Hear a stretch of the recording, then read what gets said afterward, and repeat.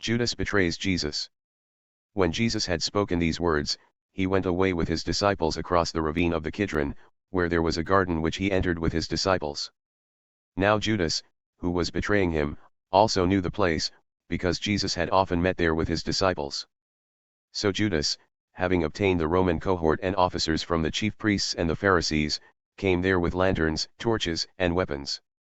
Jesus therefore, knowing all the things that were coming upon him, came out into the open and said to them, "Whom are you seeking?" They answered him, "Jesus the Nazarene." He said to them, "I am he." And Judas also, who was betraying him, was standing with them. Now then, when he said to them, "I am he," they drew back and fell to the ground.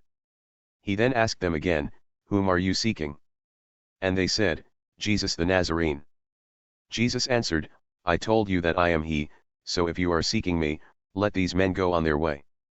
This took place so that the word which he spoke would be fulfilled, "Of those whom you have given me I lost not one." Then Simon Peter, since he had a sword, drew it and struck the high priest's slave, and cut off his right ear, and the slave's name was Malchus. So Jesus said to Peter, "Put the sword into the sheath, the cup which the Father has given me, am I not to drink it?" Jesus before the priests. So the Roman cohort, the commander and the officers of the Jews arrested Jesus and bound him. And brought him to Annas first, for he was the father-in-law of Caiaphas, who was high priest that year.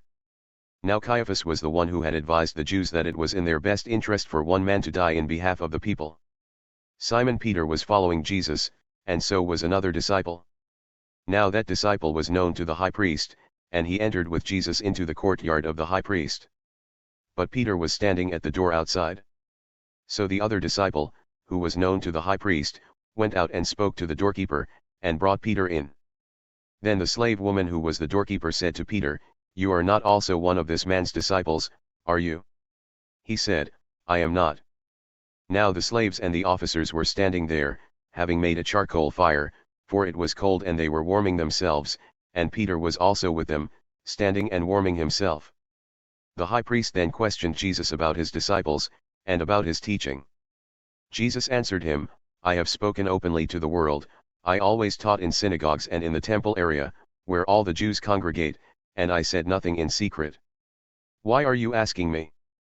Ask those who have heard what I spoke to them. Look, these people know what I said."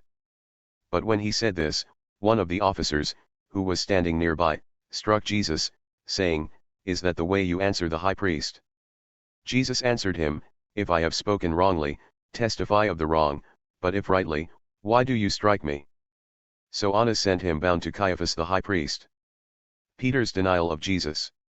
Now Simon Peter was still standing and warming himself. So they said to him, "You are not one of his disciples as well, are you?" He denied it, and said, "I am not." One of the slaves of the high priest, who was related to the one whose ear Peter cut off, said, "Did I not see you in the garden with him?" Peter then denied it again, and immediately a rooster crowed. Jesus before Pilate. Then they brought Jesus from Caiaphas into the praetorium, and it was early, and they themselves did not enter the praetorium, so that they would not be defiled, but might eat the Passover. Therefore Pilate came out to them and said, "What accusation are you bringing against this man?" They answered and said to him, "If this man were not a criminal, we would not have handed him over to you." So Pilate said to them, "Take him yourselves, and judge him according to your law." The Jews said to him, "We are not permitted to put anyone to death." This happened so that the word of Jesus which he said, indicating what kind of death he was going to die, would be fulfilled. Therefore Pilate entered the praetorium again, and summoned Jesus and said to him, "You are the king of the Jews?" Jesus answered, "Are you saying this on your own, or did others tell you about me?" Pilate answered, "I am not a Jew, am I? Your own nation and the chief priests handed you over to me, what have you done?" Jesus answered, "My kingdom is not of this world. If my kingdom were of this world, my servants would be fighting so that I would not be handed over to the Jews, but as it is, my kingdom is not of this realm." Therefore Pilate said to him, "So you are a king?" Jesus answered, "You say correctly that I am a king. For this purpose I have been born, and for this I have come into the world, to testify to the truth. Everyone who is of the truth listens to my voice." Pilate said to him, "What is truth?"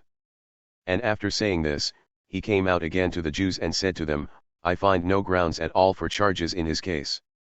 However, you have a custom that I release one prisoner for you at the Passover, therefore do you wish that I release for you the King of the Jews? So they shouted again, saying, Not this man, but Barabbas. Now Barabbas was a rebel.